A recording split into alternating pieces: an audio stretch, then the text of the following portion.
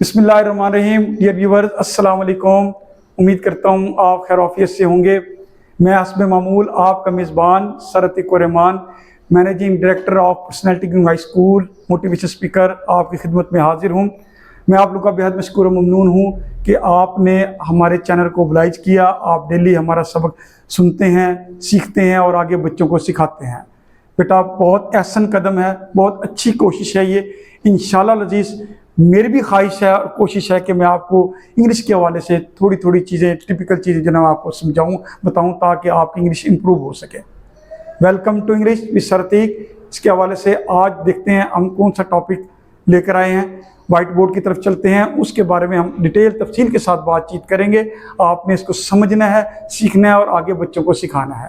چلیے ہم white board کی طرف چلتے ہیں. آج کا ہمارا ٹاپک ہے واٹ از سینٹینس. سینٹینس کیا ہے، جملہ کیا ہے، یعنی جملہ سینٹینس کسے کہتے ہیں، جملہ کسے کہتے ہیں. پہلے میں اس کو اردو میں ڈیفائن کرتا ہوں، پھر میں اس کو انشاءاللہ انگلش میں بتاتا ہوں. اردو میں کہتے ہیں الفاظ کا ایسا گروہ جس کی ہمیں سمجھ آتی ہو، اس کو ہم اردو میں جملہ اور انگلش میں سینٹینس کہتے ہیں. اور انگلش میں اس کی کیا ڈیفینیشن ہوگی؟ A group of words which makes complete sense is called a sentences. کہ الفاظ کا ایسا گروہ جو ایک کمپلیٹ سینس دیتا ہو، یعنی جس کی ہمیں سمجھ آتی ہو، بات کی سمجھ آتی ہو، اس کو ہم انگلش میں سینٹینس اور اردو میں جملہ بولتے ہیں. آئیں اس کی ایک دو ایگزامپل دیتا ہوں آپ کو تاکہ آپ کو سمجھنے اور سمجھانے میں آسانی ہو جائے. دیکھتے ہیں. دیکھیں this is یہ ہے. اب یہ دو الفاظ لکھے ہوئے ہیں لیکن اسے ہم جملہ نہیں کہیں گے کیونکہ یہ بات ہمیں سمجھ میں نہیں آتی، سمجھ میں نہیں آ رہی.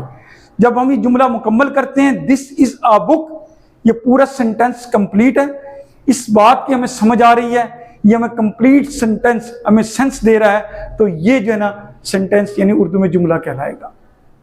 تو بیٹا ایک دفعہ پھر ریپیٹ کرتا ہوں، الفاظ کا وہ گروہ جس کی ہمیں سمجھ آتی ہو، جس کی بات کی ہمیں سمجھ آتی ہو، اس کو ہم انگلش میں سینٹینس اور اردو میں جملہ بولتے ہیں. اس کی ایک ایگزامپل اور لیتے ہیں. آئیے. It is a cat. اگر سپوز کہ ہم اٹ لکھتے ہیں اور اتنا ہم نہیں لکھتے تو یہ ایک ورڈ ہے، اس کی ہمیں بالکل بھی سمجھ نہیں ہے کہ کیا ہے. اٹ مین یہ، لیکن یہ کیا ہے، یہ ہم اس سینس تک پہنچ نہیں سکتے بات کی.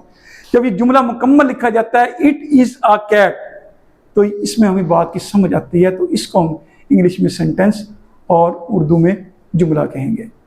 چلیں تیسری example. He is my teacher. اگر ہم سپوز ہم لکھتے ہیں ہی از، وہ ہے، وہ کیا ہے، تو یہ ہمارے سینس سے بالاتر ہے یہ بات. لیکن جب ہم پورا جملہ لکھتے ہیں ہی از مائی ٹیچر تو ہمیں اب اس بات کی سمجھ آتی ہے کہ وہ میرے استاد ہیں، تو اس کو ہم جملہ اور انگلش میں سینٹینس کہیں گے.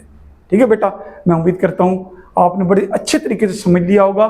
اس کی مزید ایگزامپل آپ نے اپنے بچوں کو دینی ہے تاکہ بچوں کو اچھے طریقے سے سمجھ آ سکے. اپنے میزبان کو اجازت دیجیے. ڈھیر ساری دعائیں. اللہ تبارک تعالیٰ آپ کا حامی ناصر ہو.